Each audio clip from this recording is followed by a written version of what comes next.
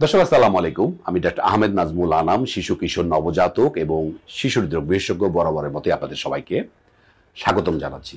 দর্শক, আজকের ভিডিওটি খুবই ইম্পর্টেন্ট হতে যাচ্ছে আপনাদের জন্য, কারণ অনেক সময় আমার কাছে মা বাবা এসে বলেন, স্যার আমার বাবুকে তো খাবার দিলেই গলায় বাঁধে, ভয়ে খাওয়াতে পারি না। কি যে একটা প্রবলেম, গলায় বেঁধে যায়, বাবু কেমন করে, মুখ টুক লাল হয়ে যায়, কাশতে থাকে, আমি স্যার ভয়ে খাওয়াতে পারি না। এই যে ভয় পাইছি, এর জন্য স্যার বাবুরে সবসময় একদম নরম করে ব্লেন্ডারে ব্লেন্ড করে খাওয়াই। এই যে এখন 1 বছর হয়ে গেছে, বাবু কিছু চিবিয়ে খেতে শেখে নাই।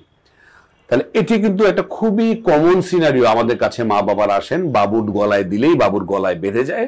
তাহলে এখন এটা কি শ্বাসকষ্ট নাকি অন্য কিছু? তাহলে আজকের ভিডিও এই আমার বাবুর গলায় বেঁধে যাওয়া কি শ্বাসকষ্ট নাকি গ্যাগিং, আজকে আমি পুরো জিনিসটা আপনাদের কাছে বুঝিয়ে বলবো।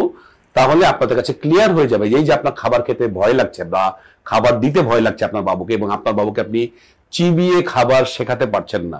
আমি কয়েকদিন আগে ফিঙ্গার ফুড নিয়ে একটি ভিডিও দিয়েছি, সেই ভিডিওতে আপনারা দেখতে পারবেন যে বাবুদের চিবিয়ে খাওয়াটা কিন্তু অত্যন্ত জরুরি। ওই মারা বলে, স্যার আপনি তো বলেই শেষ, কিন্তু দিতে গেলে তো গলায় বাঁধে, কেমন করে লাল হয়ে যায়, কাশি দিতে থাকে, ভয় দিতে পারি না। আমার স্যার খুব ভয় লাগে, একা একা থাকি বাসায় স্যার, ওর বাবাও থাকে না, আমি ভয় পাই।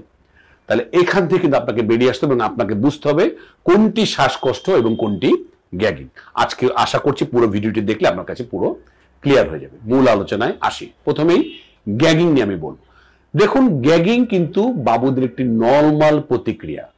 আপনি যখনই বাবুকে কোনো খাবার দেবেন, নতুন খাবার যখন সে একটু দানাদার হওয়া শুরু করবে, তার প্রথম প্রবণতা হবে একটা করা। তার মানে এটা কিন্তু নর্মাল। এবং দেখবেন একটু কাশি দিচ্ছে এবং মুখ দিয়ে একটু শব্দ করছে এবং সে মুখ দিয়ে ঠেলে বের করে দিতে চাইছে। মারা আমাদের কাছে বলেন, স্যার দিলেই তো মুখ দিয়ে বের করে দেয়। এটা কিন্তু একটা বাবুর নর্মাল প্রবণতাটাকে বলা হয় গ্যাগিং। তাহলে কি করতে পারে সে? তার একটু কাশি হতে পারে, মুখ টুক লাল হয়ে যেতে পারে, করতে পারে, এবং তার সে মুখ দিয়ে শব্দ করতে পারে যে সে তার কষ্ট হচ্ছে বোঝাচ্ছে। এটা নিয়ে আপনি ভীত হবেন না। আবারও বলছি, এটা ন্যাচারাল প্রতিক্রিয়া। অথবা এটাকে অন্যভাবে বলা যায়, এই গ্যাগিং হচ্ছে বলে কিন্তু আপনার বাবুর শ্বাসকষ্ট বা গলায় বাঁধার সম্ভাবনাটা কমে আসবে। তাহলে এটা নর্মাল, এটা আপনি ভীত হবেন না। অনেক মাই যেটা করে, এটা ভয় পেয়ে পিছিয়ে আসে আর বাবুকে দানাদার খাবার দেয় না, এবং বাবু কখনোই চিবুতে শেখে না, পরবর্তীতে খাওয়া নিয়ে বিরাট রকম ফেকরা হয়।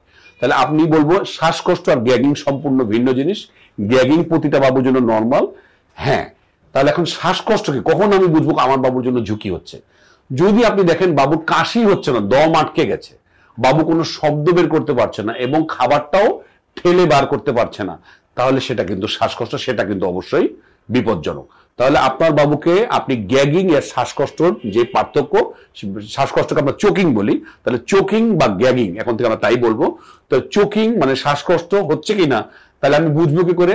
বাবুর কাশি হবে না, দম আটকে আসবে, বাবু মুখ দিয়ে কোনো খাবার বের করতে পারবে না এবং কোনো শব্দও করতে পারবে না, তখন বুঝবেন বাবুর খাবার কিন্তু গলায় আটকে গেছে। আর গ্যাগিং কি, যেটা নর্মাল সব বাবুই করে, বাবু একটু ওয়াক তুলবে, বাবু একটু খাবার দেখলেও দেখবেন ওয়াক তুলছে, বাবু মুখ দিয়ে আপনার খাবারটা বের করে চাইবে, মুখটুক লাল হবে, একটু কাশি হতে পারে, যেটা আমি বলেছি নর্মাল। এবং ম্যাক্সিমাম মাই এই গ্যাগিংটাকে চোকিং বা শ্বাসকষ্ট হিসেবে ভয় পায় এবং খাবার দিতে দেয় না, একদম নরম নরম করে সেই ব্লেন্ডারে ব্লেন্ড করেই খাবার দেয়, যার ফলে বাবু আর চিবিয়ে খেতে শেখে না। এবং আপনি জানেন, চিবিয়ে খেতে না শিখলে কিন্তু বাবু মুখে স্বাদই পাবে না। আমার কাছে মা বাবা বলে, স্যার আমার বাবু কিছুই খায় না। আরে ভাই, খাবে কি করে? সে তো চিবিয়ে খেতেই শেখেনি। সে যেটা খাবারের যে স্বাদ সে তো কোনোদিন জানেই না। যে গিলে খায় তার কাছে সব খাবারই এক। আমি সেই কথাটাই বারবার আপনাদের বোঝাতে চাই। তাহলে একটা জিনিস, আপনার যে প্রথম থেকে যদি আপনি শুরু না করেন, পরবর্তীতে কিন্তু মারাত্মক প্রবলেমে আপনি পড়বেন। তাহলে আবারও বলছি, শ্বাসকষ্ট বা চোকিং এবং গ্যাগিং এর পার্থক্য আপনি বুঝতে শিখুন। প্রয়োজন আপনার ডাক্তারের শরণাপন্ন হন। তবে হ্যাঁ, আপনাদের জন্য আমার কিছু অ্যাডভাইস আছে। আপনি আপনার বাবুকে অবশ্যই বসে খাওয়ানোর চেষ্টা করবেন যখনই শক্ত দেবেন, এবং আননোটিসড হবে না, বাবুর সামনে বসে খাওয়াবেন। আমি ফিঙ্গার ফুড সম্বন্ধে বলেছি যে একটু লম্বাটে খাবার, একটু নরম করে খাবার সেটা আপনি দেবেন। দানাদার এবং গোলাকার খাবার কিন্তু বাবুদের গলায় বেঁধে যেতে পারে। আমি আগে একটি ভিডিওতে বলেছি যে বাদাম জাতীয় খাবার, পপকর্ন জাতীয় খাবার বা শক্ত আপেল জাতীয় খাবার কিন্তু বাবুদের গলায় বাঁধতে পারে। এগুলো ব্যাপারে আপনারা সতর্ক থাকবেন। বাবুকে একটু লম্বাটে খাবার দেবেন এবং কখনোই বাবুকে একা ছেড়ে যাবেন না। বাবুর যতক্ষণ খাবে আপনি সামনে বসে থাকবেন এবং বাবুর খাবারটা পরখ করবেন। ওই যে বললাম, যদি শব্দ বন্ধ হয়ে যায়, কাশি বন্ধ হয়ে যায়, সে মুখ দিয়ে খাবারও বের করতে পারছে না, তাহলে বুঝবেন এটা কিন্তু শ্বাসকষ্ট বা চোকিং। অবশ্যই ডাক্তারের শরণাপন্ন হবেন। তো দর্শক, এই চোকিং এবং গ্যাগিং এর পার্থক্য আশা করি পুরোপুরি বুঝতে পেরেছেন।